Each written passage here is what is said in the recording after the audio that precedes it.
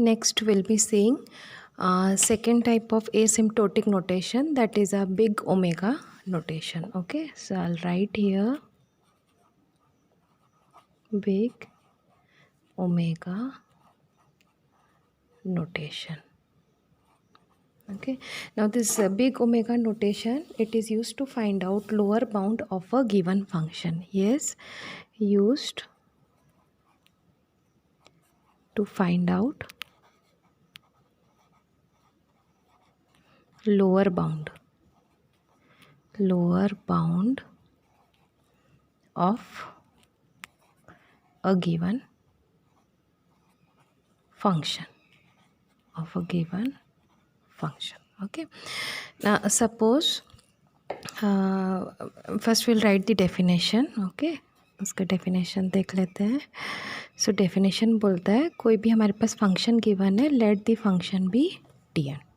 ठीक है ना. ये जो Tn फंक्शन है, it will be greater or equal to some constant, और यहाँ पे अब मैं क्या लिखूँगी, g. ठीक है.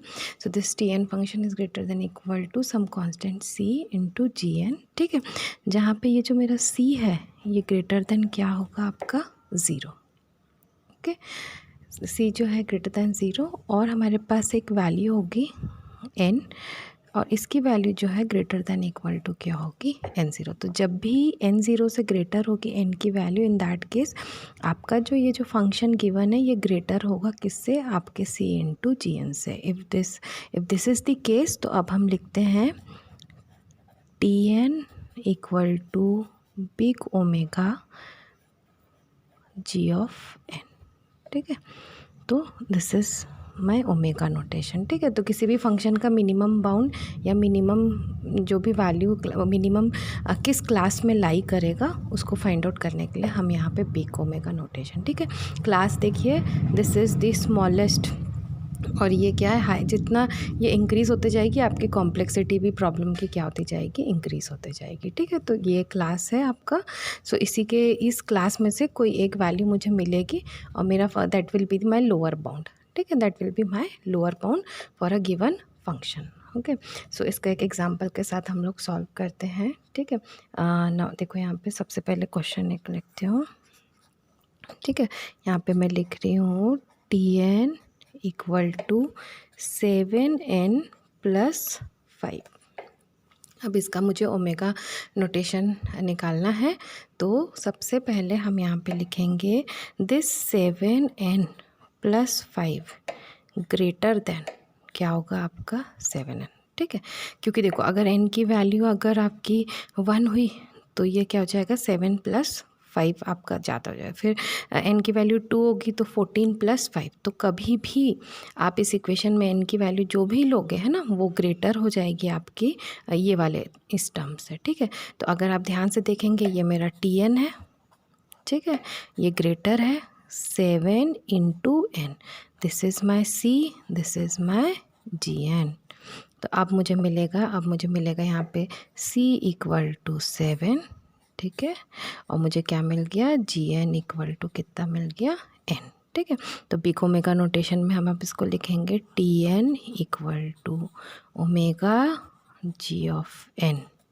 That is nothing but Tn equal to omega, हम g ऑफ n कितना निकला है n. So this is my answer. ठीक है, सो इस तरीके से एक और एग्जांपल कर लेते हैं इसका हम लोग. ठीक है, एक और एग्जांपल करते हैं. सो नेक्स्ट एक एग्जांपल और कर लेते हैं क्वेश्चन. ठीक है, फिर से मैं एक फंक्शन लेती हूँ.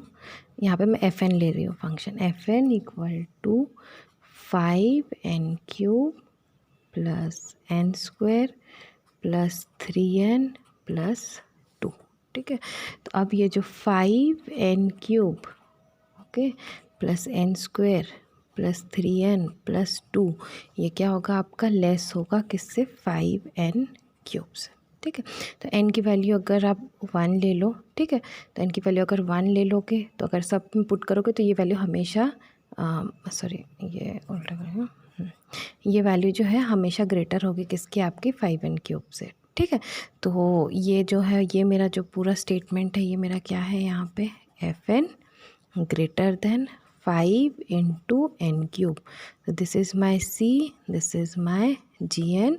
So Fn equal to omega G of n. तो G of n कितना निकला मेरा n cube. Okay, so this is my answer.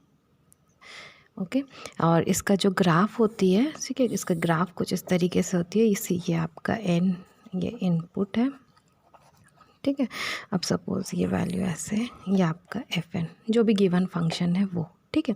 तो ये जो जी एन वाली वैल्यू है, ये हो सकता है इनिशियली इंक्रीजिंग हो या डिक्रीजिंग हो, लेकिन एक पॉइंट के बाद ये क्या होगी आपकी डिक्रीजिंग ही होती जाएगी. This is my G N. तो एफ एन आपका बढ़ता जाएगा और ये जी एन जो है आपका डिक्रीजिंग होता जाएगा. ये जो पॉइंट है, यस, इसको हम बोलते हैं आपका एन ज़ीरो. तो ये जो एन है वो ग्रेटर है आपके एन ज़ीरो से, और इस पॉइंट के बाद जी एन की जो भी वैल्यू रहेगी वो एफ एन से क्या रहेगी, कम रहेगी. तो यहाँ पे हमारे पास वो वैल्यू कितनी है मेरी यहाँ पे एन क्यू. ठीक है, तो इस तरीके से आपको, ठीक है. So will stop here.